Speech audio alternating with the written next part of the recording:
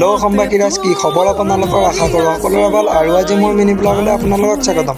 তো আজি যাব ওলাইছোঁ এটা পাৰ্টি খাব। তো বলক ভিডিঅ'টো আৰম্ভ কৰোঁ।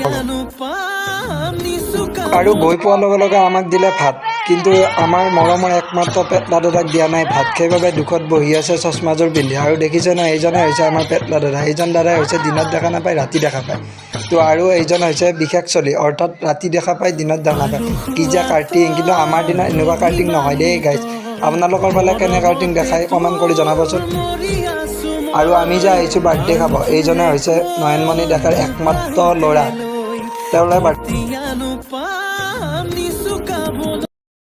আৰু খাই লৈ উঠি এতিয়া গ'লোঁ আমি এটা বিশেষ ৰুমত। আৰু দেখিছে নহয়, এয়া হৈছে বিভিন্ন ধৰণৰ ব্ৰেণ্ডেড মাল, কিন্তু এইবোৰ খাবলৈ নহয়, এইবোৰ সজাই থ'বলৈ কাৰণেহে থৈ দিছে নয়নমণি। তো আজিলৈ ভিডিঅ'টো বাই বাই।